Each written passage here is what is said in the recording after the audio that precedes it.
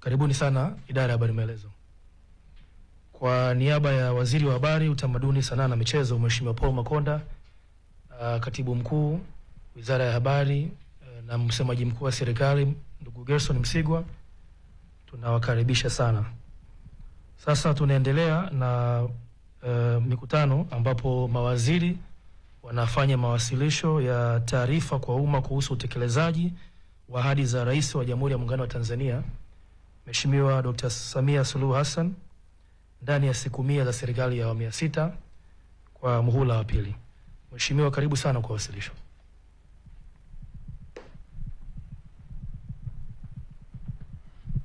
Jamani, habari ya saizi.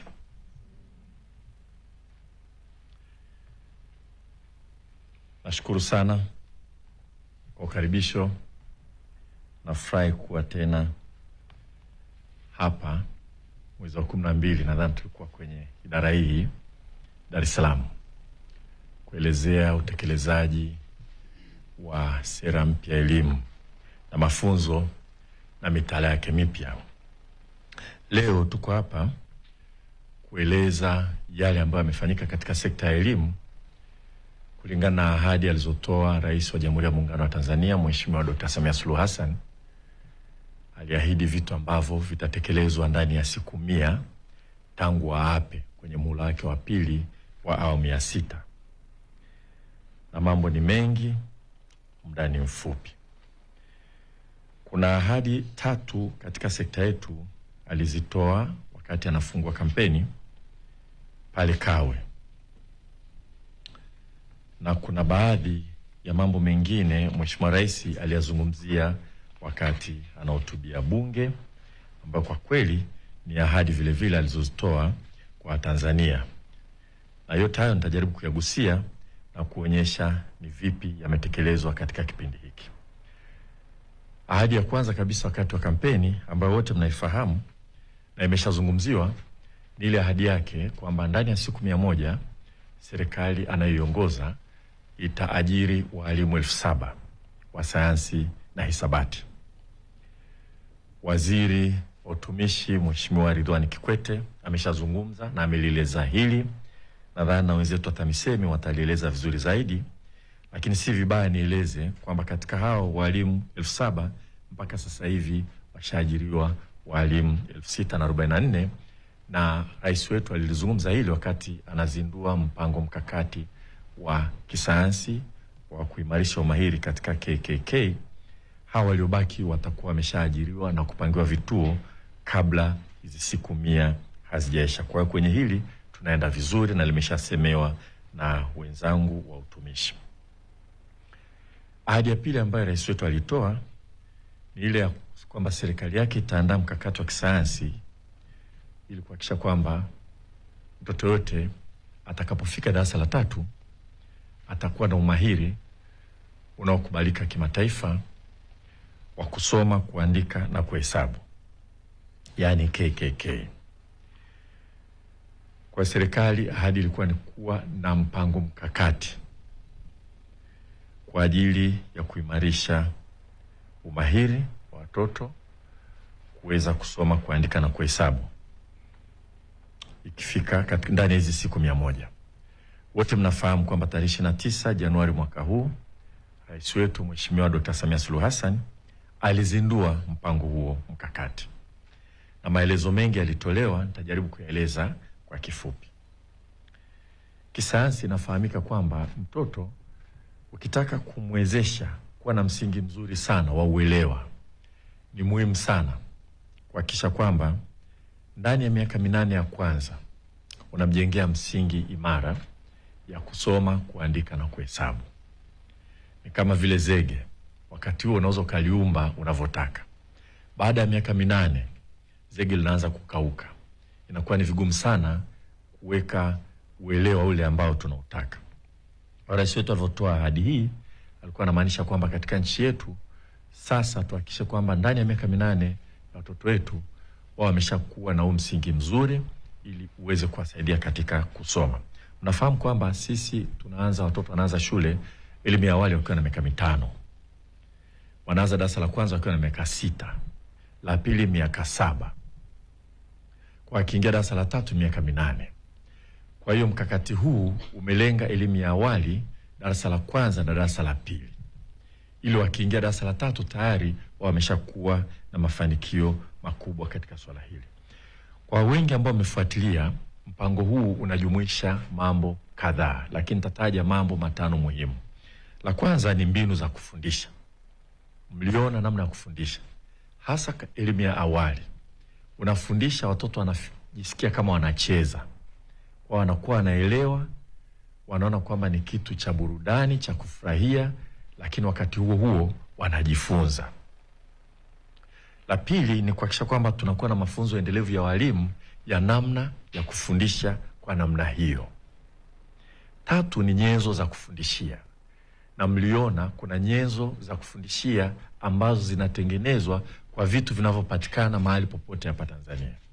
Kwa ni vitu ambavyo vinaweza kutengenezwa na walimu na wadau na wanafunzi kwa ajili ya kufundisha hisabati, kufundisha kusoma na kuandika na kadhalika. Kwa hilo nalo ni muhimu. La 4 ni kufanya tathmini. Na maana ya sayansi katika swala hili, pamoja na kwamba ni ukweli wa kisayansi kwamba mtoto lazima uhakikishe kwamba uelewa wake umekuwa vya kutosha akifikisha miaka 8, vile vile ni kuhakikisha kwamba kunafanyika tathmini ya mara kwa mara kuangalia mikakati hii inakuwa na impact kubwa kiasi gani. Na mwisho ni kushirikisha wazazi na walezi katika mkakati huu, kuhakikisha kwamba mtoto anaenda shuleni anasoma, akirudi nyumbani wazazi wanajua, wanaweza kufuatilia. Mkakati huu ambao rais wetu aliuzindua utakuwa unafanya kazi kwa miaka 5, na kila mwaka tutakuwa tunafanya tathmini, na sisi tulimwahidi na alisema anataka apate taarifa nini kinaendelea. Haya mabadiliko makubwa sana jinsi kwa namna ambavyo tutakuwa tunafundisha elimu ya awali, darasa la kwanza na darasa la pili. Na imani yetu ni kwamba watoto wakiingia darasa la 3 watakuwa wanafanya vizuri zaidi kuliko sasa hivi katika masomo yao, kwa sababu watakuwa na msingi mzuri katika kusoma, kuandika na kuhesabu. Na mpango mkakati huu kwa kweli umevutia wadau wengi, wameufurahia, na waliokuwepo siku ile rais anaozindua walifurahia sana. Kwa mfano UNICEF tayari wamesema wako tayari kutoa shilingi bilioni 2 kwa ajili ya kusaidia mafunzo ya walimu. Inaonekana ni mpango mzuri wa miaka 5, umeshazinduliwa, ahadi ilitolewa, imetekelezwa. Ahadi ilikuwa ni kuwa na mpango mkakati wa kisayansi. Tayari ndani ya siku 100 mpango mkakati wa kisayansi upo, na ukiona mpaka wadau kama UNICEF wanaukubali na wanaona kwamba ni muhimu waje usapoti, ni kwamba ahadi imetolewa na imetekelezwa. Kazi kubwa sasa ipo sisi kwenye sekta yetu, sisi na wenzetu ustawi wa jamii na TAMISEMI kusimamia utekelezaji wa mkakati huo kwa miaka hii 5, na tunaamini kwamba Watanzania wote wataona matokeo yake vizuri. Ahadi ya pili ambayo ilitolewa na rais wetu, ahadi ya 3 ni mpango wa pamoja kati ya waajiri, vyuo vya ufundi stadi yani VETA na vingine pamoja na vyuo vikuu kwa lengo la kulinganisha mafunzo na mahitaji ya sekta za kipaumbele kama nishati, tehama na viwanda vya kuongeza thamani na maeneo kama hayo, na kuwafanya wanafunzi wa VETA na vyuo vingine wanapotoka madarasani waweze kuchukuliwa viwandani na maeneo ya kazi ili waweze kufanya mazoezi na wawe tayari zaidi kuingia katika soko la ajira. Kwa hiyo ahadi ni kuwa na huo mpango wa pamoja. Ningependa kutoa taarifa kwamba mpango wa pamoja kati ya waajiri, vyuo vya ufundi yani VETA na vyuo vingine pamoja na wadau wengine tayari umekamilika. Wizara kwa kushirikiana na wadau kutoka sekta za umma na sekta binafsi imeandaa mfumo wa kiunzi yani framework. Kiunzi hiki kitazinduliwa tarehe 9 mwezi Februari mwaka huu, na tunawaalika wote. Tayari tunajua kuna mwitikio mkubwa sana wa wadau hawa kuja. Nadhani shughuli itafanyika Mlimani City. Utakuwa ni ukumbi utakuwa umejaa, umesheheni sana. Tutazindua kiunzi hiki yani framework hii kwa ajili ya utekelezaji.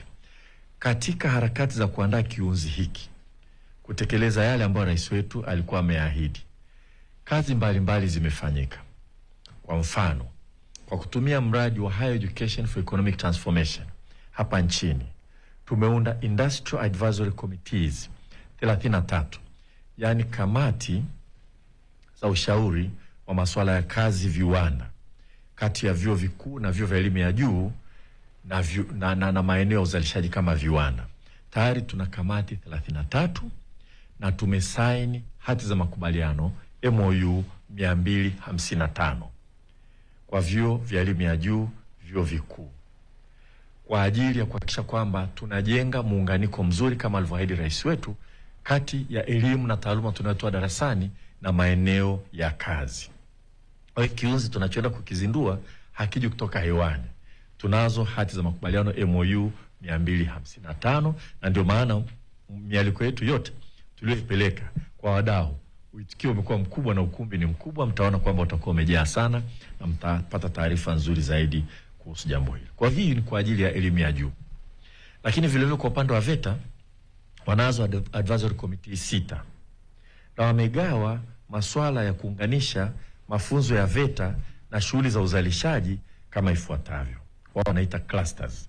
Kuna cluster ya kilimo, cluster ya uchukuzi na viwanda, cluster ya michezo na sanaa, cluster ya uchumi wa buluu na madini, cluster ya utalii, tehama na huduma za biashara, na cluster ya ujenzi na makazi. Tayari mamlaka ya VETA hii inayosimamia vyuo vya serikali vya elimu ya ufundi na ufundi stadi imesha saini hati za makubaliano 50. Na hili nilifafanue kidogo. Kwa mfano, sisi baada ya kuona maelekezo ya rais wetu, VETA wameelekezwa waangalie viwanda vinavyozalisha vizuri. Vingine vinazalisha suti. Kuna Tanzania wanatengeneza suti nzuri sana kama hii nadhani. Wale wanaofanya hivyo tumewaagiza VETA watekeleze maagizo ya rais kwa kusaini hata makubaliano na wazalishaji hao, ili wanafunzi wa VETA wajifunze kwenye vyuo na wajifunze viwandani, na viwanda vijaribu kuleta ujuzi huo kwa wanafunzi hao. Kadhalika tunafanya hivyo kwa seremala. Tumeweza kusaini MOU vile vile na kampuni hii inayotengeneza madirisha ya Aluminium Emirates, kwa ajili ya wanafunzi wetu wanapojifunza kwenye vyuo vya VETA wanafundishwa na kampuni hii vile vile, wanaenda kufanya practice wakati wanafunga madirisha kwenye nyumba, ili wanafunzi wakimaliza wanakuwa tayari na uelewa. Kwa hiyo narudia tena, hii framework kiunzi ambacho kitazinduliwa tarehe 9 mwezi wa pili hakikujengwa kutokea hewani. Kimejengwa kutokana na juhudi kubwa ambayo imekuwa ikifanyika tangu rais wetu atoe ahadi hii kuhakikisha kwamba tayari tuna makubaliano. Na ndio maana narudia kusema mtaona mwitikio wa wadau ambao wanakuja ni wengi kweli kweli. Kadhalika tuna swala hili la NACTIVATE kwa ujumla, kwa sababu VETA ni mamlaka inayosimamia vyuo vya ufundi na ufundi stadi vya serikali. Lakini tuna mamlaka inayosimamia vyuo vyote vya ufundi na ufundi stadi, mamlaka inaitwa NACTIVATE. Yenyewe imegawa maeneo yao katika sehemu 3 kwa ajili ya kuhakikisha kwamba tunajenga muunganiko kati ya uzalishaji na ufundishaji darasani. Kwanza, biashara, utalii na mipango imewekwa katika kundi moja. Pili, afya na sayansi shirikishi upande mwingine, na mwisho sayansi na teknolojia zinazoendana na sayansi hizo katika maeneo mengine. Kwa NACTIVATE na wenyewe wanahimiza vyuo vingine vyote, hata vile ambavyo sio vya serikali, vihakikisha kwamba kweli vinaweka mikataba na makubaliano na maeneo ya uzalishaji, ili wanafunzi wanaposoma darasani waweze kuhakikisha kwamba wanapata fursa ya kujifunza kwa vitendo kupitia makampuni mbalimbali yanayozalisha. Kwa kiunzi hiki kitatuelekeza namna ya kutekeleza vizuri sana, kwa sababu NACTIVATE tayari wameshapanga hivi, tunajua tutakwenda vizuri. Lakini tuna mradi wa E-STRIP hapa kwenye sekta yetu wizarani, na kuna baadhi ya vyuo tayari vimeanza kwa maelekezo kutekeleza makubaliano hayo ambayo rais wetu ameelekeza, ilikuwa ni ahadi yake. Kwa mfano, chuo chetu cha Dar es Salaam Institute of Technology kina Center of Excellence in ICT. Tayari kina Industrial Advisory Committee ambayo inaunganisha sekta ya huduma za ICT na shughuli za ufundishaji. Arusha Technical College ina vile vile na center ya inaitwa Renewable Energy, nishati jadidifu. Tayari wameshakubaliana na wadau kiasi kwamba kinachofundishwa darasani kinahakikisha kwamba kinaenda kufanywa kazi kwenye viwanda. Tuna Center of Excellence for Leather, shughuli za ngozi pale Mwanza, na vile vile NIT, masuala ya anga ya kurusha ndege tayari tumeshaanza kutekeleza. Kwa hiyo nataka kurudia kwamba katika hizi ahadi ambazo rais wetu amezitoa, tayari kazi imeshafanyika ndani ya sekta kuhakikisha kwamba tunaingia makubaliano, tunajifunza yale makubaliano yanaendaje, tunajaribu utekelezaji, na baada ya kujifunza kimetengenezwa kiunzi framework ambayo itazidi kutuguide kuhakikisha kwamba ahadi ya rais wetu inatekelezwa. Sasa ahadi ilikuwa kuwa na huo mpango mkakati ndani ya siku 100. Sasa sisi tumeshafika mahali pa kuwa na hati za makubaliano na wazalishaji. Tumejaribu kutekeleza, kuona inaendaje, na kwa pamoja tumeshirikiana kuwa na hiyo framework ambayo tunaenda kuizindua tarehe 9. Iliahidiwa, imetekelezwa, hata siku 100 hazijesha. Zaidi ya hapo, rais wetu alivyokuwa bungeni alizungumzia masuala mbalimbali kwenye sekta yetu, na hotuba yake ile, yale aliyoahidi wananchi ni ahadi yake. Kwenye sekta wajibu wetu ni kutekeleza. Nitasoma baadhi ya yale ambayo aliyasema akiwa bungeni na kueleza jinsi ambavyo tutatekeleza. Alisema, na haya ni maneno yake mwenyewe: kwa upande wa elimu, katika miaka 5 ijayo tunaanza utekelezaji kamili wa maboresho ya sera ya elimu inayosisitiza elimu ujuzi. Tutaendelea kuweka mkazo zaidi kwenye masomo ya sayansi na hisabati, yani STEM. Azma yetu ni kuongeza wanasayansi wabobezi katika eneo la sayansi ya data, akili unde, sayansi ya kompyuta na teknolojia za viwanda. Tutatumia mfuko wa Samia Scholarship kusomesha wanasayansi hawa ndani na nje ya nchi. Jambo hili litakwenda sambamba na kukamilisha shule maalum za sekondari za wasichana za sayansi na zile za vipaji za wavulana katika kila mkoa. Ili kuhakikisha mitaala na silabasi zetu zinatekelezwa kikamilifu, tutaunganisha kwa njia ya kidijiti shule za vijijini na mijini ili kubadilishana uzoefu na taarifa. Sasa hii ni moja rais wetu alizungumza pale bungeni. Maboresho ya elimu na utekelezaji wake nitaeleza mwishoni. Hebu twende kwenye hilo alilosema, tutajitahidi kuwekeza zaidi katika sayansi na teknolojia. Na alisisitiza zaidi katika eneo la sayansi na hisabati, lakini alizungumza swala la sayansi ya data, akili unde. Akili unde ni akili iliyoundwa. Hii akili tulionayo imeumbwa. Na sisi sasa hivi kwenye sayansi na teknolojia tunaunda akili, ndio inaitwa akili unde. Wengine walikuwa wanaita akili bandia au akili mnemba, lakini akili unde. Sayansi ya kompyuta na teknolojia za viwanda. Hili rais wetu aliahidi ndani ya bunge, na alisema ili kufikia azma hii tutasomesha vijana ndani na nje ya nchi katika masuala ya sayansi na hisabati katika maeneo hayo aliyoyataja. Tumefikia wapi? Hii ni ahadi alitoa bungeni. Hakuweka time frame. Tunajua hiyo ni katika miaka 5 ijayo. Sasa napenda kuwaambia hata siku 100 hazijesha. Tayari utekelezaji umeanza katika maeneo yafuatayo. Katika ile azma yake ya kuwapeleka Watanzania kwenda kusoma nje katika masuala ya sayansi na hisabati na teknolojia kwa ujumla, hasa data science, artificial intelligence and allied sciences, utekelezaji wake mpaka sasa hivi ni kama ifuatavyo, na wengine mnajua kwa sababu jana tulikuwa wote Dar es Salaam. Tayari vijana 16 waliofanya vizuri zaidi katika mitihani yao ya kidato cha 6, ambapo matokeo yalitoka mwaka jana mwezi wa 7 tarehe 7. Yalitangazwa na Baraza la Mitihani la Tanzania.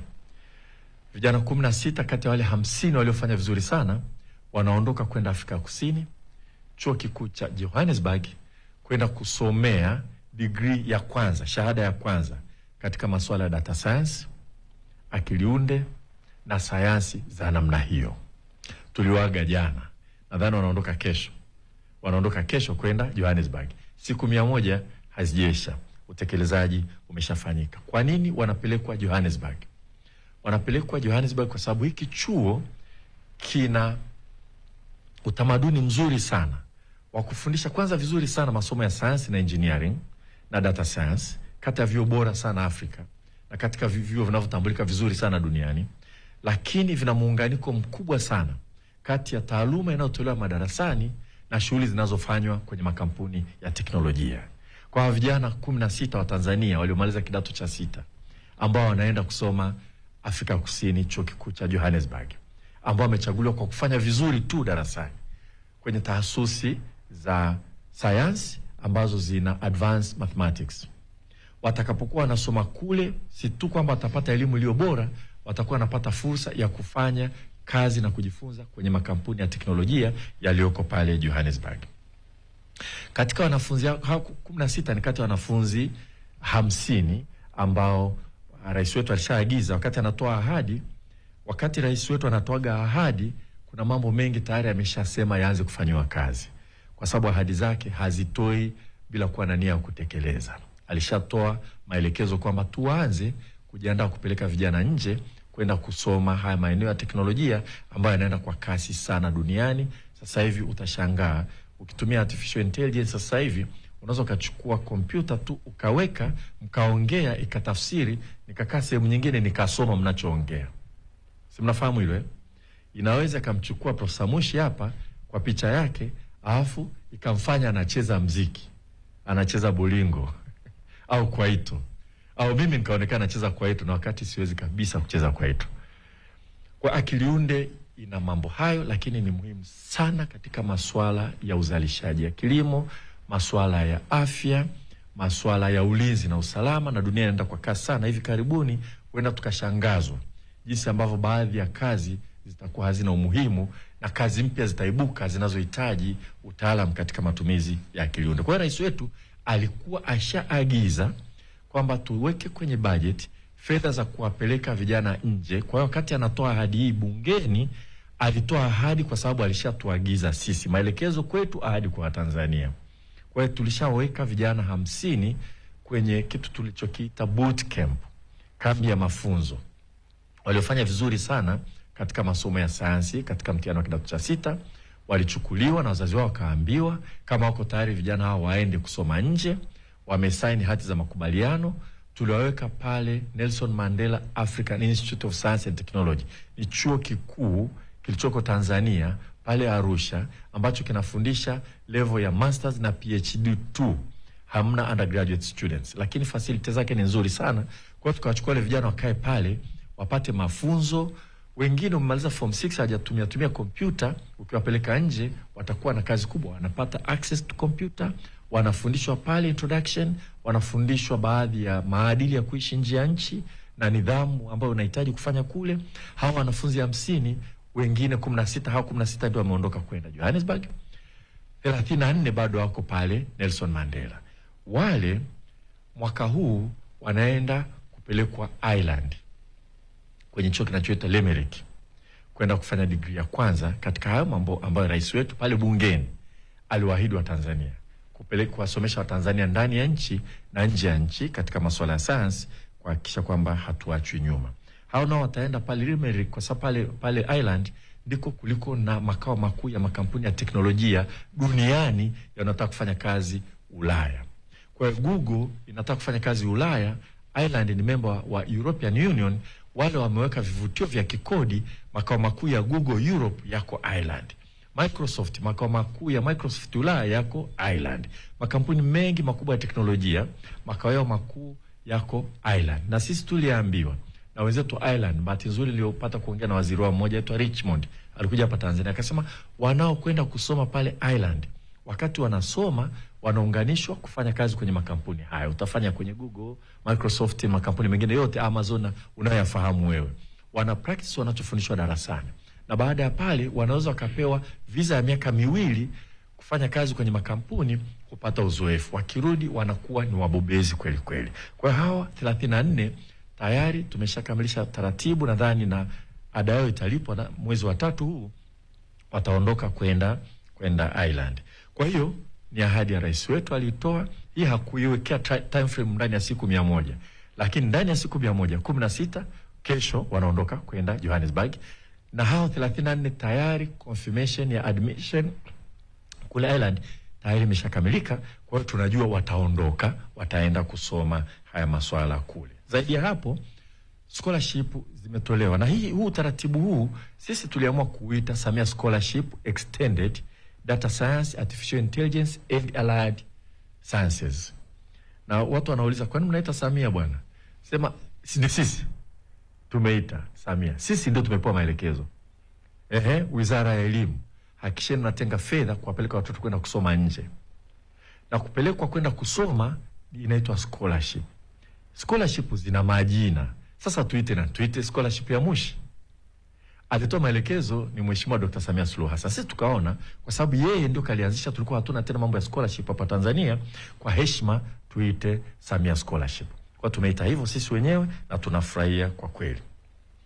Katika huo mfumo huu wa Samia Scholarship, katika mambo ya data science, akili unde na sayansi za namna hiyo, tunapeleka vijana 10 pale Nelson Mandela African Institute of Science and Technology kwa ajili ya kufanya masters.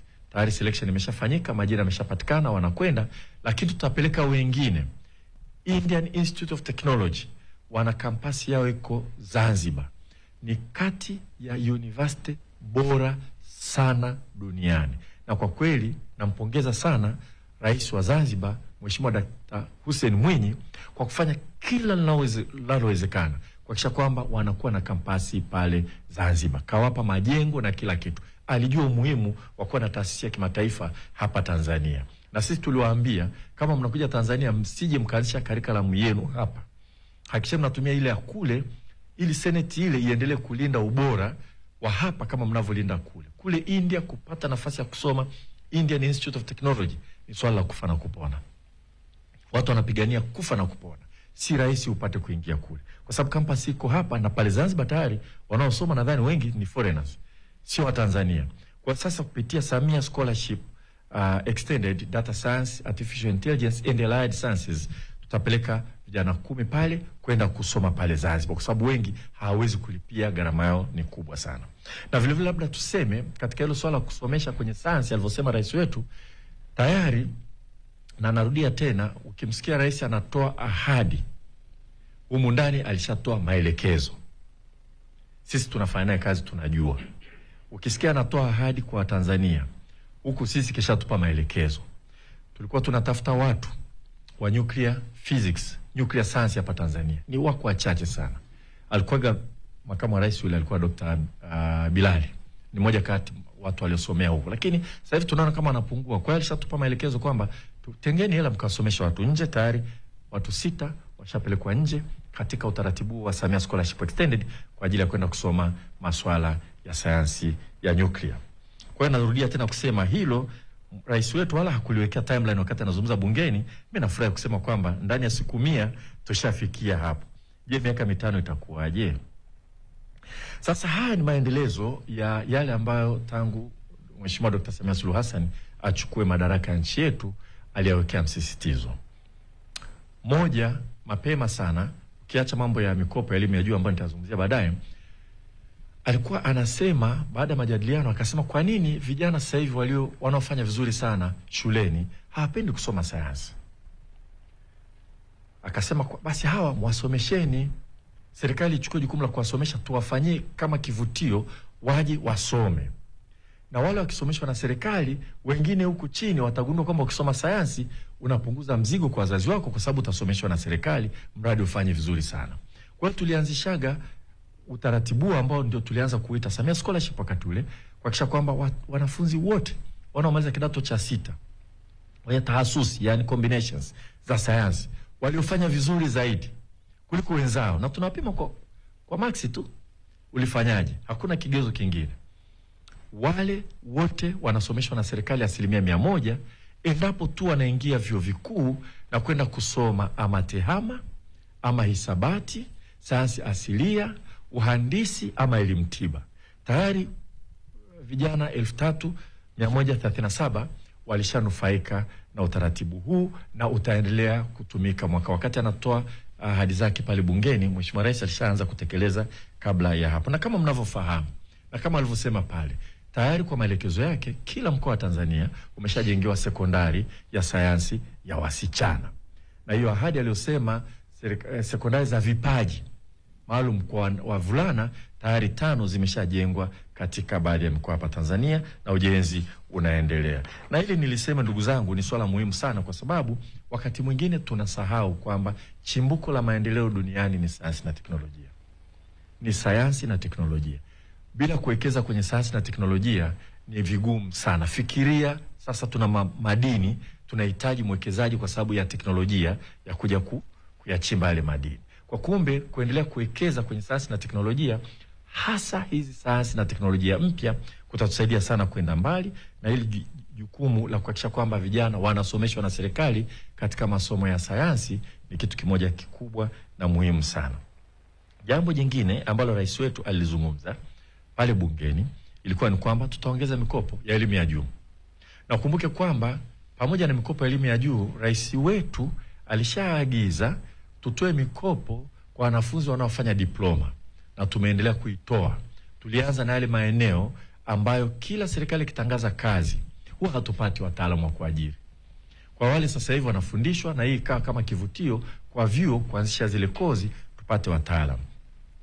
Sasa wakati Mheshimiwa Dr. Samia Suluhu Hassan anachukua uongozi wa nchi, mikopo ya elimu ya juu ilikuwa ni shilingi bilioni 464.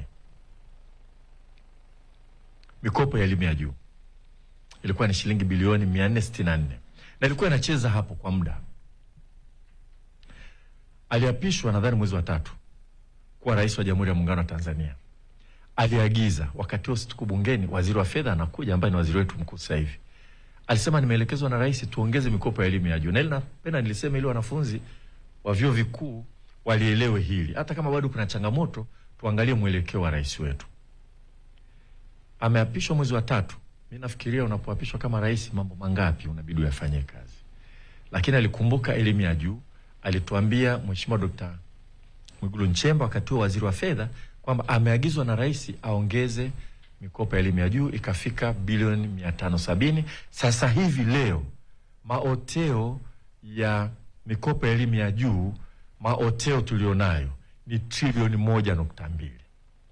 Ni zaidi ya mara 2 ya kile ambacho rais wetu alikuta. Kwa hiyo wakati anazungumza pale bungeni, tutaongeza huku tayari utekelezaji unafanyika, kwa sababu serikali inafanya kazi. Wakati tunaongea na umma kitu ambacho kimechakatwa. Tayari kilikuwa kishafanywa uchakataji na rais wetu hapo aliposema tumefikia huko. Labda jambo jingine nilisema ambazo rais wetu alisema niwaeleze ambalo utekelezaji wake umefanyika. Alisema yafuatayo katika hotuba yake bungeni. Hapa na nukuu maneno yake mwenyewe. Maneno ya Mheshimiwa Dr. Samia Suluhu Hassan. Alisema, tunapotekeleza maendeleo jumuishi, tutatekeleza jitihada tulizozianza na kuweka miundombinu na vifaa kwa wanafunzi wenye mahitaji maalum, pamoja na kuendeleza fursa muhimu za kuwasomesha na kujiendeleza watoto wenye magonjwa adimu ya rare diseases wanaosomea majumbani. Mwisho wa kunukuu.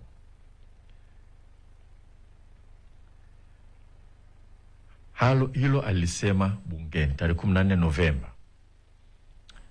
Hata siku 100 hazijesha, kwa sababu aliahidi kule wakati ashatoa maelekezo huku. Tayari wizara imenunua na kusambaza. Mtaona mfano wa huyu anasomea nyumbani. Kwa sasa hivi hapa Tanzania utafundishwa, kama huwezi kabisa kwenda shuleni, utafuatwa nyumbani kufundishwa. Ukiwa na changamoto ngumu sana, utapelekwa shule maalum, Lukuledi kule Mtwara, Patandi, Arusha, na tunamalizia kujenga shule nyingine kule Geita. Kwa hiyo ni mfano mmoja uliouona tu. Lakini kwa wale ambao wanaweza kuchanganyikana na wanafunzi wengine, maelekezo ni kwamba tujitahidi tusiwatenge. Wachanganyike na wanafunzi wengine, wajisikie sehemu ya jamii. Sasa tangu alivyotoa ahadi hii rais wetu, naomba niwaeleze kwamba wizara imenunua na kusambaza vifaa vya kidijiti na saidizi vyenye thamani ya shilingi bilioni 5.4 kwa ajili ya walimu wa shule za msingi na sekondari, wakufunzi na walimu tarajali wenye ulemavu katika vyuo vya walimu nchini, ili kurahisisha ujifunzaji na ufundishaji. Jumla ya wanufaika 1055 katika halmashauri zote 184 walinufaika na utaratibu huu.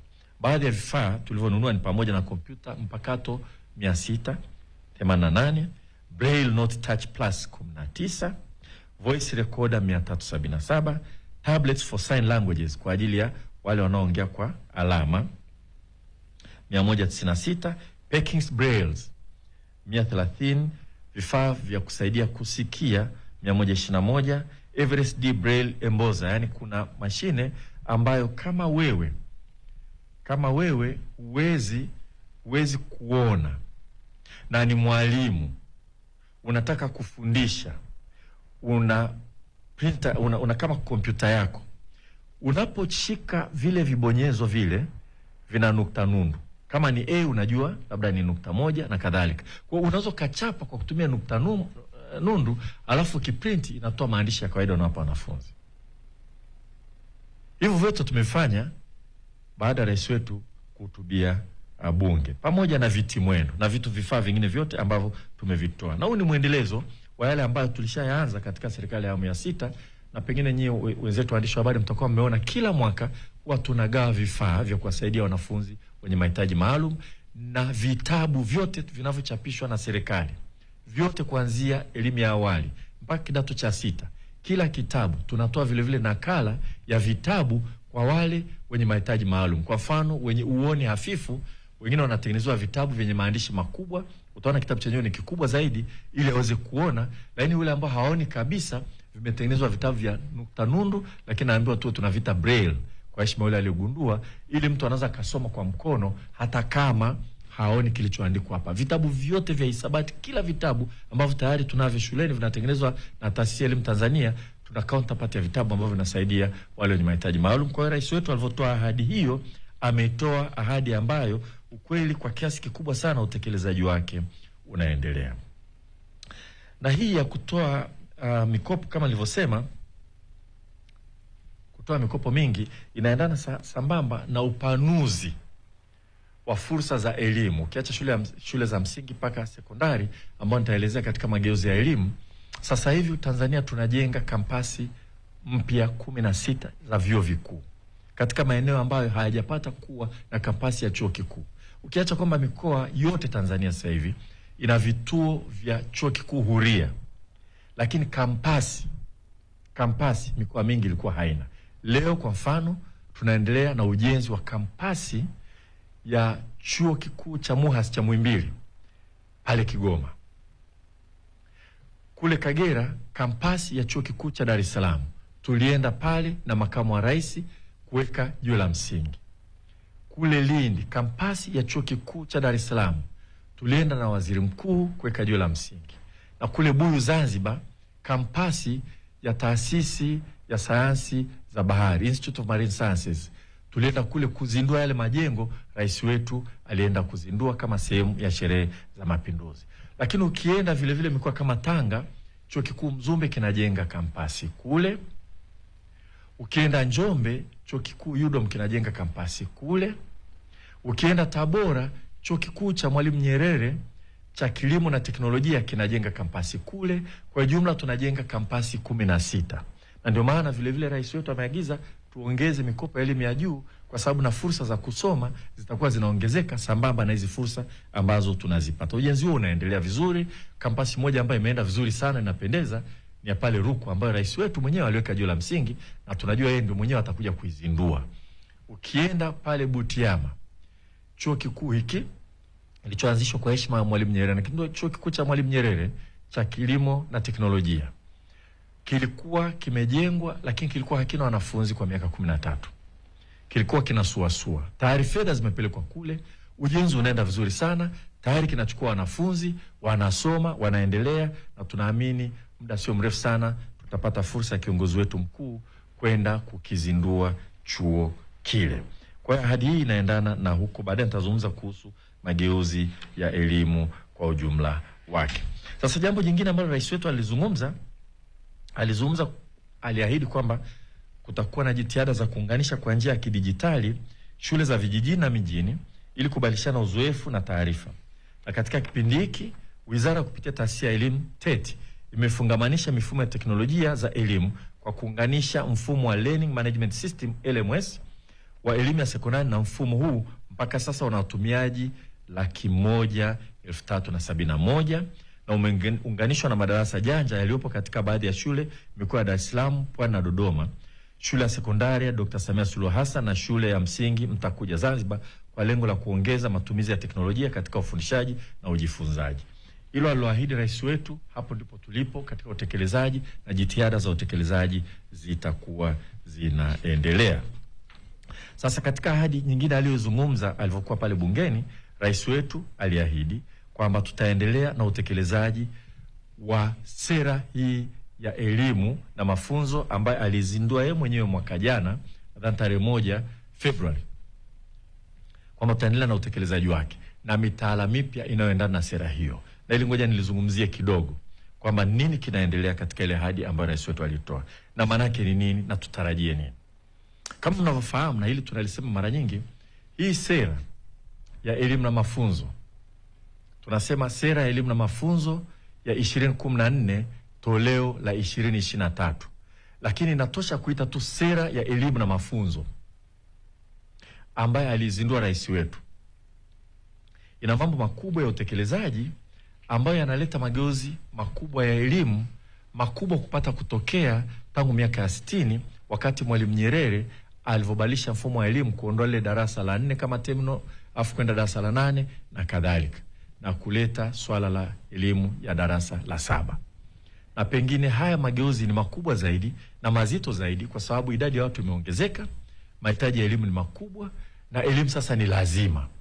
Wakati ule ikiwa sio universal primary education, sasa hivi elimu ni lazima kwa amri. Kwa mageuzi haya ni mazito zaidi kuyatekeleza kwa sababu hiyo. Mageuzi haya yana mambo makubwa mawili ambayo nitarudia kuyasema. La kwanza, tunaenda kuwa na elimu ya lazima sasa ya miaka 10.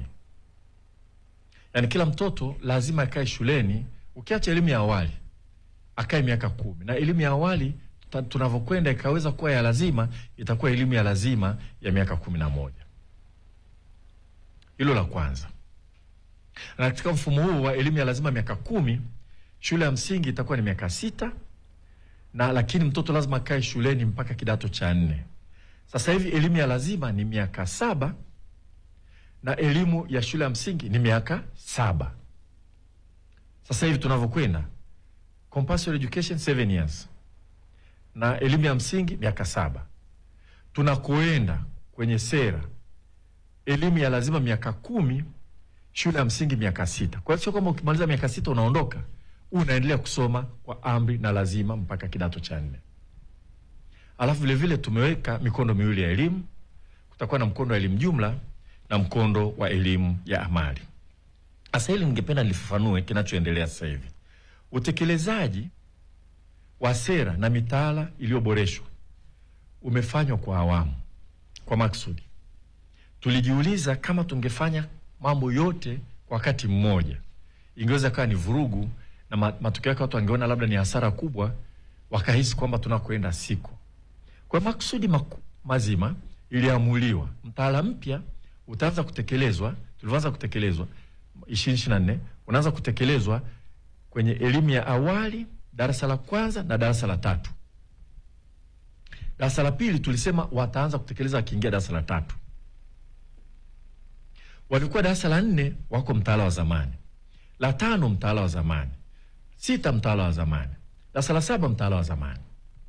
Labda nielezee hapo upande wa sekondari, sio lazima sana nielezee. Maana yake ni nini? Maana yake itakapofika mwakani 2027, wale walikuwa darasa la 3 wakaanza na mtaala mpya watamaliza elimu ya msingi wakiwa darasa la 6. Kwa sababu mtaala mpya unasema elimu ya msingi ni miaka 6 na yanayofundishwa darasani kwa elimu ya msingi yanakamilika ukifika darasa la 6. Kwa hiyo watakuwa na hitimu, kutakuwa na mahafali kwenye shule. Lakini walikuwa darasa la 4 walioendelea na mtaala wa zamani, wakaenda la 5 mtaala wa zamani, la 6 mtaala wa zamani, la 7 mtaala wa zamani, na wenyewe watahitimu mwakani 2027. Kwa kila shule ya msingi itakuwa na wahitimu wa aina 2, rika 2 za wahitimu.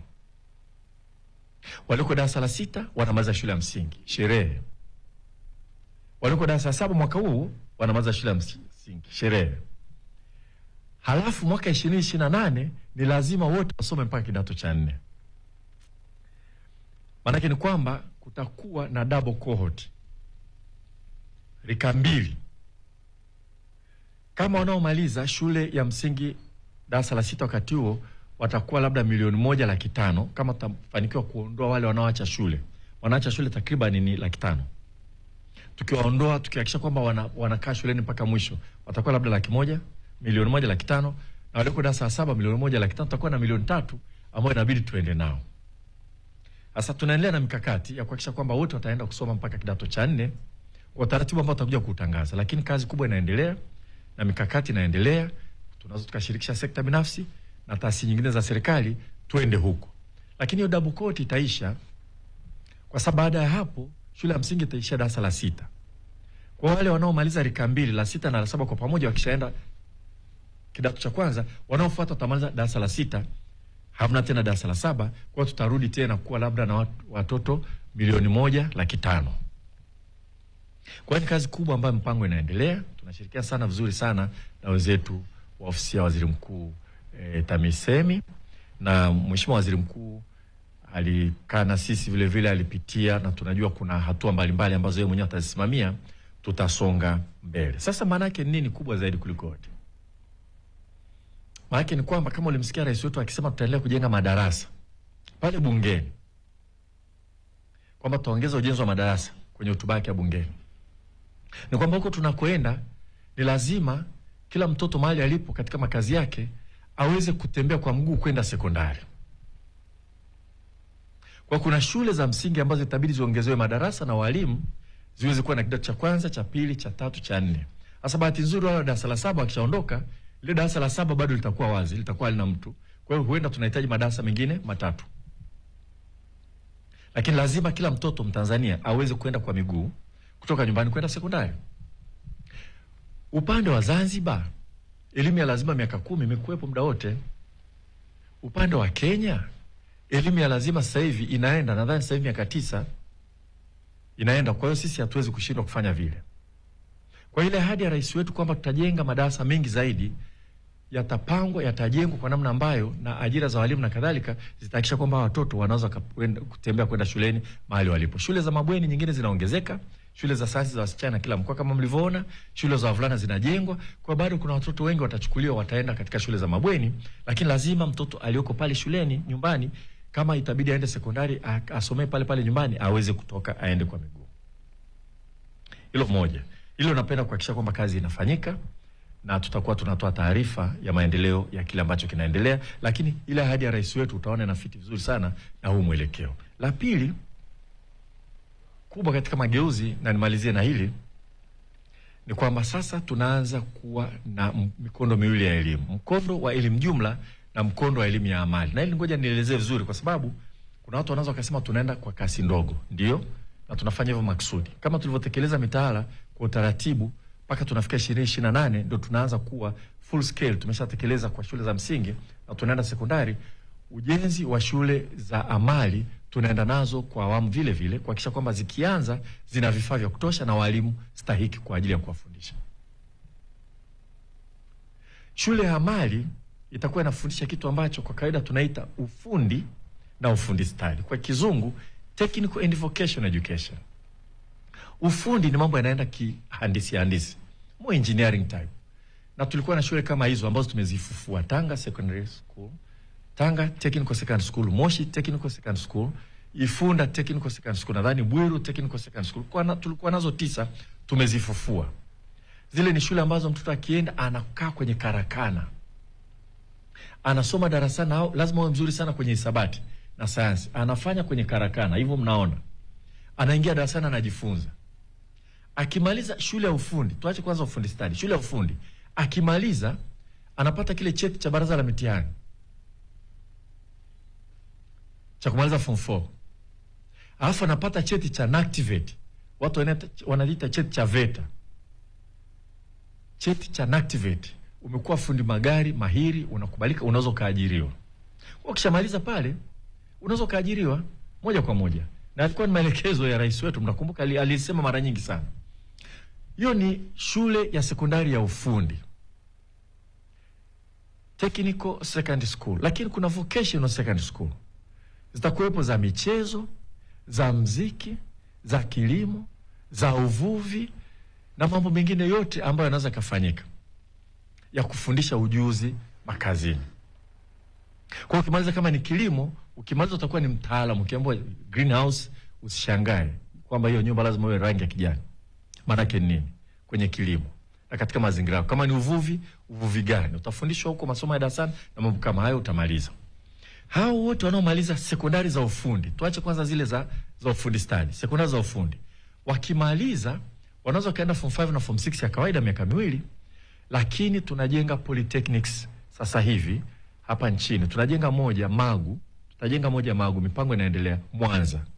Itakuwa kama ile Daatech, miaka mitatu unamaliza diploma. Ukitoka hapo unaweza kwenda chuo kikuu kusoma engineering, lakini degree ya chuo kikuu itakuwa miaka mitatu baada ya miaka minne ile ambayo watu wa PCM wanaenda kusoma. Tutajenga nyingine Kigoma. Tutajenga nyingine Mtwara. Tunajenga nyingine Morogoro. Tumekamilisha nyingine hapa Dodoma. Tutajenga nyingine Zanzibar. Ya Dodoma inaweza kachukua wanafunzi 1000. Wakija pale wanafundishwa ufundi, technical subjects. Wakimaliza na diploma wanaajirika na kuajiriwa hapo hapo mahali popote. Kwa watakaenda mkondo wa amali ufundi, wakimaliza form 4 wakitaka kwenda, baada ya kwenda form 5 na form 6 wanaweza kwenda college kupata diploma, na baada hapo wanaweza kwenda chuo kikuu. Wengine wakimaliza ile vocational, ana vyuo vya kilimo vipo hapa nchini. Uyole kwa mfano, wanaweza kaenda vyuo vya uvuvi, vya mifugo na kadhalika, wakaenda. Na wakimaliza kule tayari wanaweza kawa wamekamilika kufanya mambo mengine ambayo wanaweza kufanya. Sasa hizi shule za amali tunaenda nazo zimekuwa taratibu kuliko shule nyingine. Kwa sababu shule ya amali uwekezaji wake ni mkubwa kuliko sekondari za kawaida. Mkondo wa elimu jumla unafundishwa wale unafundishwa darasani. Mambo ya taaluma. Additional mathematics, complex number, mambo kama utajifunza darasani. Na mambo kadhaa ya ujuzi, lakini baadhi kubwa iko mambo ya kitaaluma darasani. Elimu ya amali mambo mengi zaidi ni utendaji. Lakini kuna mambo ya kitaaluma. Sasa haya ya amali spidi yake si kubwa maksudi. Rais wetu alizindua ujenzi wa sekondari za ufundi pale Simiyu. Zinajengwa shule 103. Tutaanza duru nyingine ya kujenga. Sasa hivi kazi kubwa ni kuweka vifaa katika zile shule. Tuhakikishe kwamba zinaweza kuchukua, na zote hizo zinakuwa za mabweni, kwa sababu wale wanafunzi lazima wawe ni wanafunzi waliojipambanua katika mambo ya sayansi ambao wanaweza kwenda kumudu masomo haya ya teknolojia. Tukienda duru ya pili na ya tatu tutaanza kuzalisha wa kutosha. Shule nyingine za kilimo, mnakumbuka tulikuwa na shule ya kilimo ya Kibiti, Kilosa, Ruvu, zilijengwa na Cuba. Sasa hivi tunazirudisha tena katika mkondo ule wa kilimo. Tutakuwa na za uvuvi na kadhalika na kadhalika. Hizo wakimaliza wanaweza kaendelea. Hayo ni mageuzi makubwa sana ya elimu. Sasa ningependa niseme hivyo Watanzania wajue kwamba shule za amali hatuendi nazo kwa kasi sana, kwa sababu kamishna wa elimu ana wivu mkubwa sana na vibali vya shule ya amali. Atakukagua una karakana, lazima iwe na vifaa, kama haina hakupi kibali. Lakini tunafurahi kwamba sekta binafsi tumeona imeanza kuchangamkia fursa na serikali inawekeza. Tutakapofika mahali pazuri tutaenda kwa pamoja. Sasa ndugu zangu, hayo yote ni utekelezaji. Kwa hiyo rais wetu anaposema tutajenga shule nyingine, tutajenga madarasa, ni pamoja na katika na anavyosema kwamba tutatekeleza sera ya elimu na mafunzo. Mambo makubwa ni hayo. Na mimi nasema kati hayo makubwa, moja ni kichuo cha ufundi Dodoma ambacho karibuni kitakuja kuzinduliwa. Nadhani mapema tu, na tushamuomba waziri mkuu aje, tutapanga, atatupa tarehe, atakuja kukizindua. Kinachukua watu 1000. Sidhani kama watu wengi wanajua kwamba tuna chuo kikubwa namna hiyo hapa. Alafu mtaona kule Magu kinajengwa kingine, Kigoma kinajengwa kingine, Mtwara kinajengwa kingine, Morogoro kinajengwa kingine, Zanzibar kinajengwa kingine. Haya ni mambo ambayo yanakwenda, pengine tuna wajibu wa kuyasemea zaidi ili Watanzania wajue kwamba katika swala la elimu kwa kweli chini ya uongozi wa Mheshimiwa Dr. Samia Suluhu Hassan, kama mlivyosikia, yajayo yanafurahisha. Asanteni sana kunisikiliza.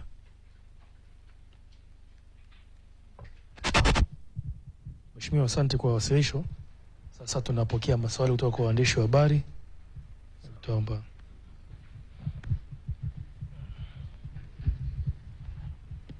Asante Mheshimiwa Waziri wa Elimu Prof. Mimi naitwa Deo Kaji Makomba.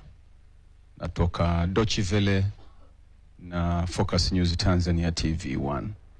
Cha kwanza nikupongeze kwa haya uliyozungumza. Sijawahi kupongeza lakini nikupongeze. Moja ya kilio changu mimi nikiongea na wadau wenzangu wa habari na watu wengine, nilikuwa nikijiuliza kwa nini Tanzania hatuna mpango wa kuchukua watoto wadogo na kuwapeleka nje kuwasomesha mambo ya sayansi, baadaye waje walete mabadiliko, tofauti na elimu tuliyosoma sisi ya sayansi ya panzi. Kwa hiyo hilo ni kongole kwa wizara na Mheshimiwa Rais. Lakini swali langu la msingi sasa, mara baada ya kongole, tafiti zinaonyesha kwamba uelewa wa mtoto darasani huwa wa kasi sana anapofundishwa kwa lugha yake mama. Na Tanzania tumekuwa tukisoma kwa lugha ya Kiingereza katika shule za sekondari.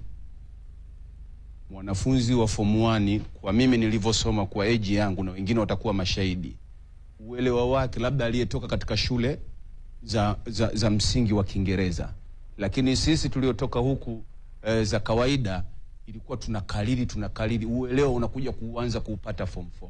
Je, hili limekuwa likizungumzwa mara kwa mara, Mheshimiwa Waziri, kuhusu lugha ya ufundishaji. Katika mipango yenu hili limefikia wapi kuhakikisha kwamba Watanzania wanafundishwa kwa lugha yao azimu ambayo ni rahisi kuelewa, tofauti na sasa wanavyofundishwa kwa lugha ya Kiingereza, Mheshimiwa Waziri? Asante. Asante Mheshimiwa Waziri. Mimi naitwa Deusi Magale kutoka Magale Blog na Tanzanite Gazeti. Mheshimiwa Waziri,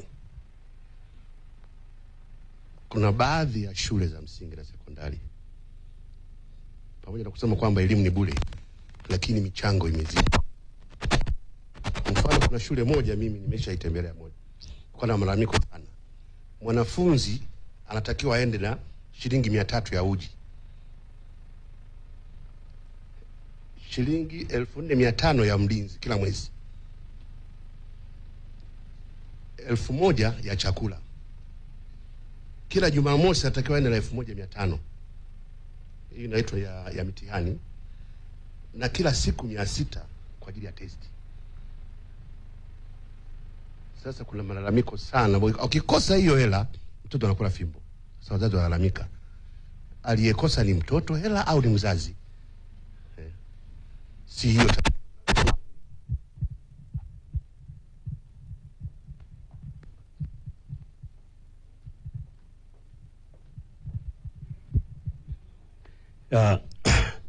Mimi naitwa Richard Mwaikenda kutoka CCM Blog na Kamanda Matukio Online TV. Mimi nilikuwa naongezea hapo kwa Deusi Magale.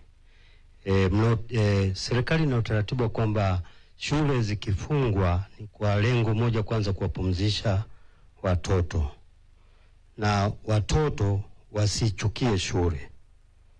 Lakini baadhi ya shule, ni nyingi tu, wanalazimisha wakati wa likizo watoto waende shule.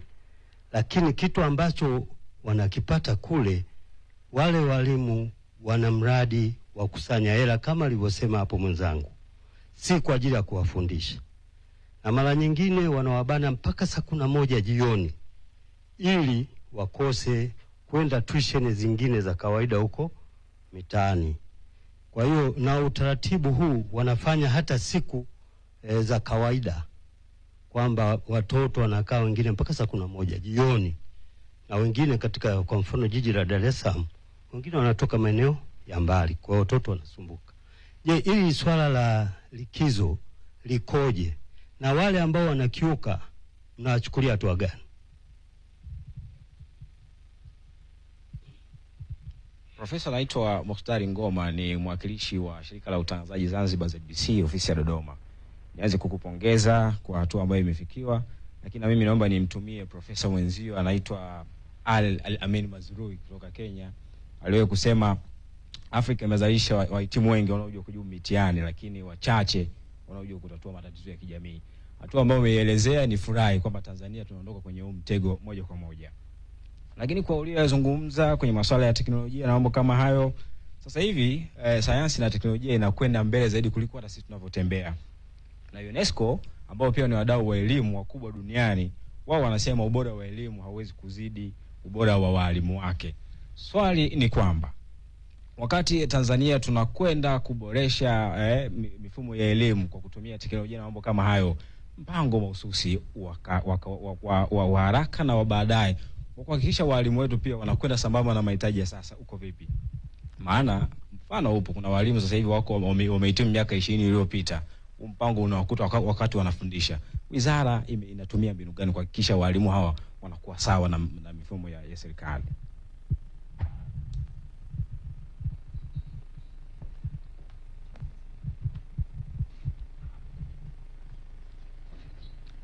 Mheshimiwa Waziri, naitwa George Mbara kutoka Azam TV. Naona tabasamu, unaelewa. Mheshimiwa, naomba tu ufafanuzi katika hilo lilozungumzia la hii mikondo hii teki mbili ambazo tunatarajia kuzipata za darasa la 6 na darasa la 7. Hebu tufafanulie vizuri kwa sababu zitaenda mpaka form 4 kwa mtindo huo. Sasa mipango ikoje? Lakini pia kutakuwa na ombwe tunatarajia la walimu pia, kwa sababu watakuwa ni intake mbili kwa wakati mmoja. Na baada ya kumaliza hiyo miaka minne watakayoenda pamoja, itakuwaje huko mbele?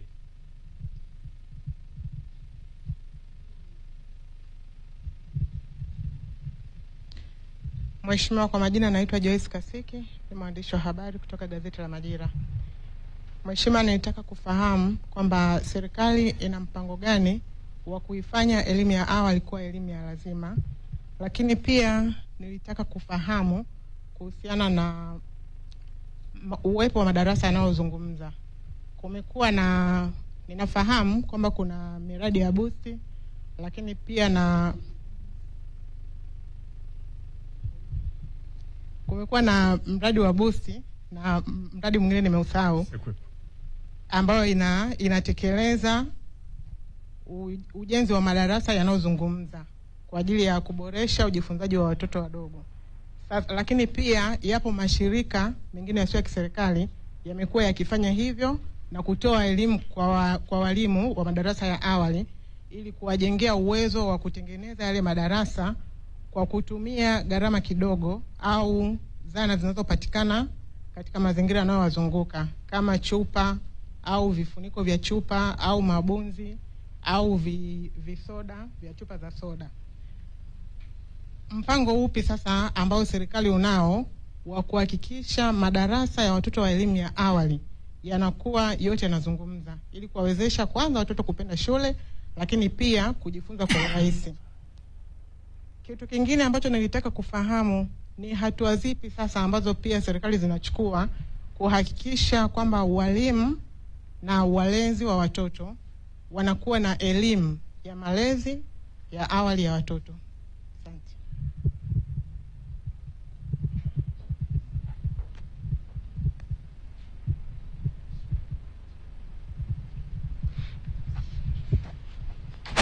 Mheshimiwa, naitwa Juliet Yustad, natokea Ngasa TV. Swali langu tu ni pale kwenye elimu ya awali. Tumeangalia katika shule za watu binafsi zimekuwa ni elimu ya awali unakuta wanaanza kuna baby class, pre-unit, afu na kwenda miaka mitatu. Tofauti na shule zetu za kawaida ambapo unakuta hao wanaanza na miaka mitatu anaenda. Lakini hao wanakuja kuingia kule wakiwa na miaka 5, anaanza awali 6 anaingia darasa la kwanza. Wale hao wanasoma kama miaka mitatu, wanaanza kwa kucheza, kuandika, kuchora mpaka huko juu. Je, unadhani wataweza kwenda sawa nao wanaanza kwa mwaka mmoja na wa miaka mitatu? Na je, serikali imejipanga vipi ili kuhakikisha wote wanakuwa katika level moja? Maana hataki kuachwa mtoto yoyote. Mheshimiwa, karibu, unaweza kuendelea na majibu. Okay, asante sana. Tuanzie wapi? Deutsche Welle. Kwanza nakushukuru sana kwa kauli yako. Swala la lugha, kwa nini sekondari tunatumia Kiingereza? Na utafiti unaonyesha kwamba ukitumia lugha mama unakuwa na uelewa mzuri zaidi. Sasa kama nilivyosema, mageuzi haya tunajitahidi tusiyafanye kwa mshtuko mkubwa. Ni masuala yanahusu kizazi. Kwa hiyo kitu ambacho tumejitahidi sana ni kwenda incrementally katika baadhi ya vitu, progressive. Na ndio maana unaona hata utekelezaji wa mitaala umeenda taratibu. Sera sasa inasema hivi: unaweza ukaanzisha shule ya sekondari ukafundisha masomo yote kwa Kiswahili ukiacha somo la Kiingereza. Maanake unaweza kaanzisha mpaka chuo kikuu ukafundisha masomo yote kwa Kiswahili unless kama ni swala lugha ambayo ni Kiingereza. Ila ukitaka kufanya hivyo unaomba kibali, unakaguliwa, tuone kweli kwamba una uwezo wa kudeliver Kiswahili. Kwa hiyo swala la kufundisha Kiswahili throughout halijakatazwa. Sasa hivi limefunguliwa rasmi kwenye sera. Kama ambavyo unaweza kuanzisha shule ya msingi ukafundisha kwa Kiingereza isipokuwa somo la Kiswahili. Na hapo ukitaka kufanya vile unaoita English medium, unaomba kibali. Unakaguliwa kama umekidhi mahitaji. Kwa hatua hii ya kwanza tumefungua uwezekano wa kuja kuwa na shule ambazo zinatumia lugha ya Kiswahili kwenda mbele. Na wakati naelezea mambo ya mitaala mwezi Disemba, wakati naongea na wenzenu na sijui ndio nyewe kule Dar es Salaam, kuna mmoja anasema kwa nini msianzishe model school? Mjaribu sasa kufundisha Kiswahili tuone matokeo yake. Hilo swala tulipokea. Pengine labda serikali inaweza ikashow the way kwamba sekondari hii tutafundisha Kiswahili tu, fizikia, biolojia, kemia, alafu tuangalie tunavyokwenda tunafika wapi. Lakini kimsingi ni kwamba sera sasa haijakataza Kiswahili kuwa medium of instruction kwa sekondari kwenda juu. Kama ambavyo sasa hivi utekelezaji wake haujakataza kutumia English medium of instruction kwa elimu ya msingi na elimu ya awali. Lakini pamoja na yote hayo, ni vizuri tueleze kwamba kuna mtizamo na msukumo mpya kuhusu mambo ya lugha katika mabadiliko ya elimu mkubwa. Kwa mfano, Kiingereza sasa kwenye mtaala mpya kinafundishwa kuanzia darasa la kwanza. Na utakwenda nalo mpaka umalize shule ya msingi, darasa la 6. Ilikuwa unaanza ngapi, darasa la 4 au la 3? La 3. Kwa sasa hivi unaanza darasa la kwanza. Lakini jinsi ya kufundisha Kiingereza, na of course lugha nyingine zitakuwepo kama option. Kama mtoto anataka kuchukua lugha ya ziada kwa hiari yake, tuna Kiarabu, Kichina na Kifaransa.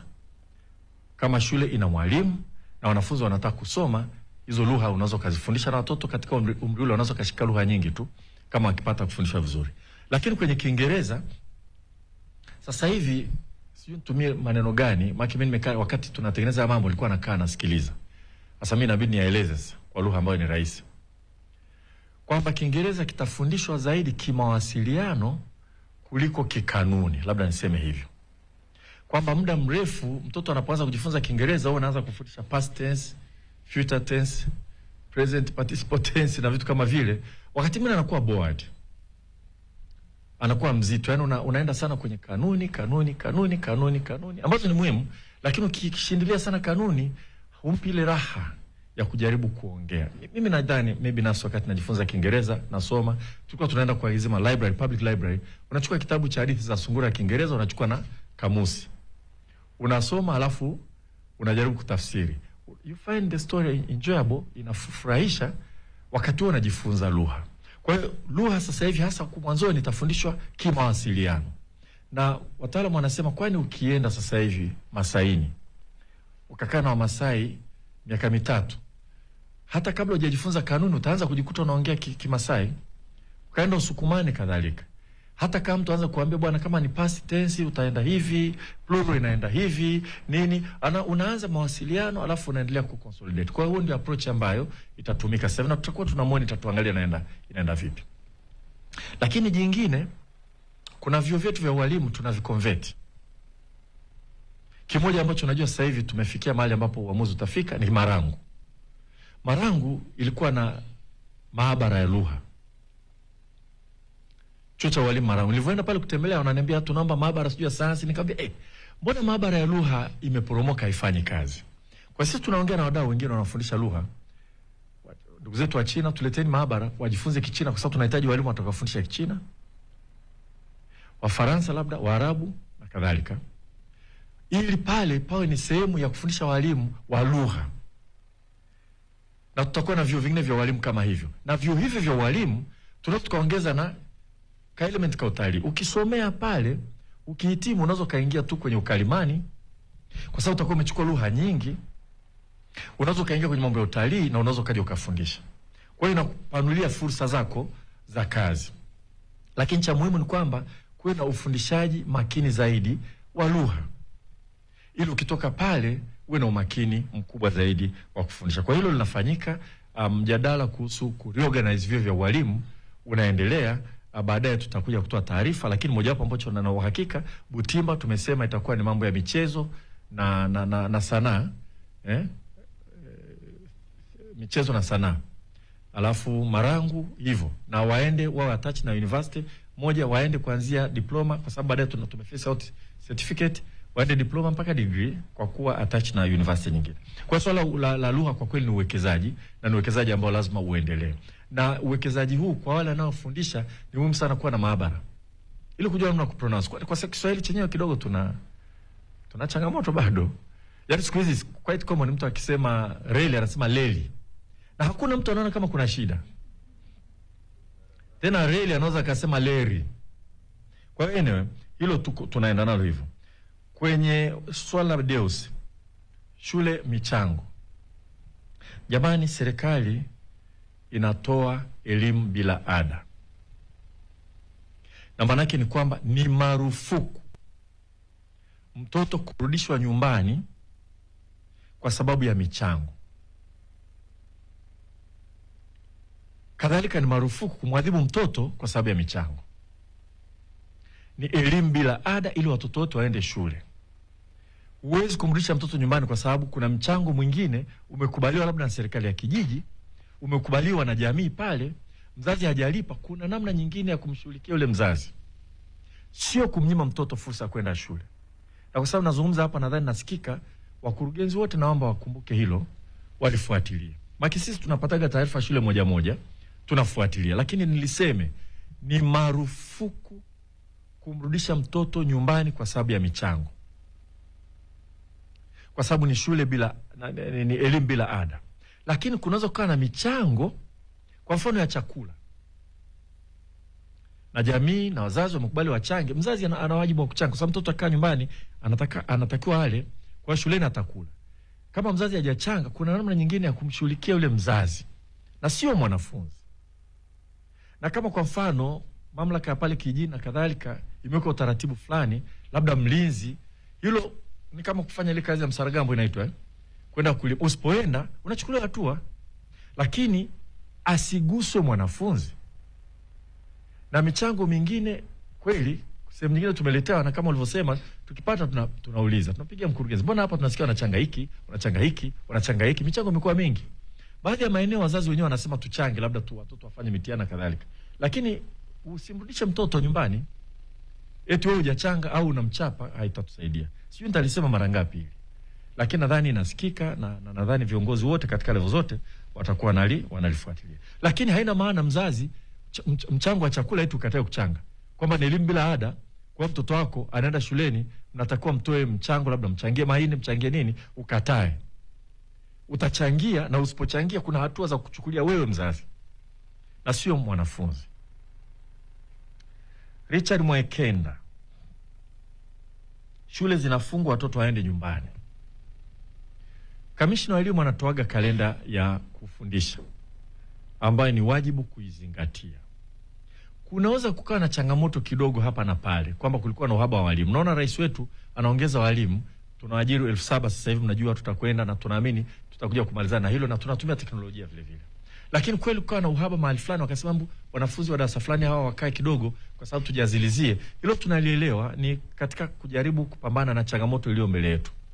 Lakini kwa shule binafsi, labda niseme, ambao wakati wa kutangaza kuhakikisha kwamba unapeleka watoto wako shule, inakuambia shule hii ni nzuri, ina walimu wa kutosha kabisa. Halafu wakati wa kufunga shule unakataa mtoto asiende nyumbani. Swali ni je, kweli una walimu wa kutosha au unawakaririsha wanafunzi?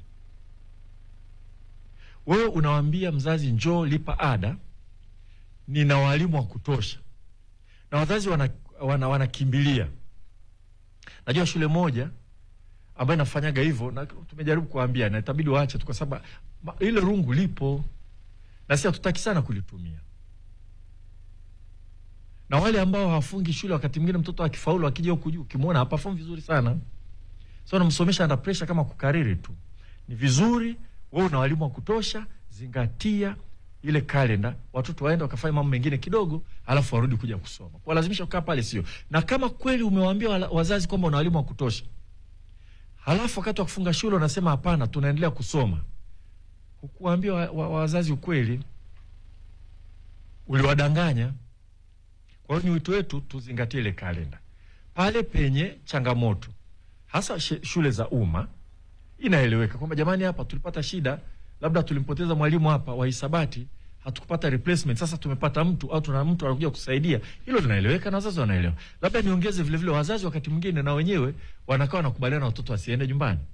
Na wito kwa wazazi, kwenda nyumbani muhimu sana, kubadilisha mazingira. Zile kalenda zimeundwa kwa sababu wataalamu wa elimu wanasema katika baada ya kipindi fulani take a break, fanya kitu kingine. Kijiji nenda kashike jembe kalime, na wazazi kachunge kidogo, fanya shughuli nyingine kidogo katika nyumbani, afu utarudi kwa fresh zaidi kwenda kusoma. Kwa hilo ni labda ndio hilo muhimu sana la kulizungumzia, na naomba lieleweke. Kwa hiyo shule ambayo ina walimu wa kutosha, jamani, hakuna sababu ya kufanya vile. Tunaumiza watoto, alafu vile vile tusiwafundishe kwa kukariri. Kama una walimu wa kutosha, basi kila siku unakaririsha tu, wakati mwingine unaweza wakashindwa kukaa hapo vizuri. Ngoma Al-Mazrui, elimu yetu haitoi utatuzi wa changamoto tulizonazo.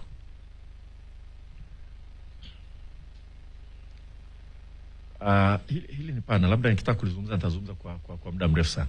Lakini ngoja niseme kitu kimoja kabla sijajaribu kujibu, kwamba bado tunajaribu kadri iwezekanavyo kubadilisha elimu iweze kukidhi mahitaji yetu. Lakini wakati wa kusoma kuna vitu unavyovisoma wewe huoni umuhimu wake sasa hivi. Ukienda mbele zaidi kusoma ndio unakuta application zake. Na usipoanza kufundishwa sasa hivi huko sekondari, huko mbele utashindwa catch up. Wengine hapa mtakuwa mmesoma complex number. Ile namba ukiandika 7 unaweka i mbele yake. Unamaliza fufuo mfanye addition mathematics, ukitoka unaanza hii nilisoma ya nini? Uone sababu. Lakini mbele ya safari ina matumizi, kwa unapewa ule msingi unaweza kaendelea. Nimesikia baadhi ya watu, mtu mmoja rafiki yangu alikuja akaniambia, hii nchi bwana wasomi ndio wameharibu nchi. Kaambia bila wasomi tungeenda vizuri sio? Kabisa. Kaambia kweli Hasa next time unapopanda ndege, hakisha rubani hajasoma chochote. Labda ndio utafika salama. Kwa sababu wakati mwingine tuna take for granted kwa sababu hatuoni. Au nyumba kama inapojengwa, mpe fundi ambaye hajasoma chochote, kama haitakuangukia paa lako. Au mwanao mgonjwa, tafuta daktari ambaye hajasoma chochote. Kwa si kweli kwamba wasomi hawatusaidii. Lakini katika elimu kuna hayo mambo mengine ambayo ni foundation, hatuwezi kuyaondoa moja kwa moja. Lakini kama tulivyosema sasa hivi tunaongeza relevance kwa ajili hiyo, ukisoma hata kama huendelei unaweza kaacha. Baadhi ya mambo mengine, kwa mfano mathematics, kulifika mahali watu wapendi kusoma shahada za hesabu, wanasema tunaenda wapi? Leo akiliunde hisabati inahitajika. Sasa ambao hakudharau hisabati wanaenda kwa kasi kubwa sana. Kwa hiyo ni kweli alichosema Al-Mazrui ni kwamba elimu yetu isiyo tu theoretical tu basi, hapana. Lakini it can be quite as practical as it can get. Lakini tusije tukasahau kwamba kuna vitu vingine lazima uanze kujijengea foundation. Hivi usiposoma vector sijui kwenye huku unakosoma secondary simultaneous system solution na vitu kama vile, huko mbeleni unaweza kukopa ukienda kusoma. Kwa hivyo hivi vingine na venyewe vinakuepo, wakati mwingine unamaliza pale ulipomalizia unaona sio relevant kwa sababu hukufikia kile kiwango. Lakini tusipokuanzia hapa, wale kama hao tunawapeleka Afrika Kusini sasa hivi. Niliwauliza kijana mmoja, binti mmoja, nikamwambia wewe ukienda kule ukuta wenzako wana uwezo kuliko wewe utafanya. Anasema haiwezekani. Mimi nina uwezo. Anajiamini. Anajiamini kwa sababu kuna uwekezaji wale ambao wamejifunza hapa. Kwa hiyo it's a matter of balance. Ni matter of balance.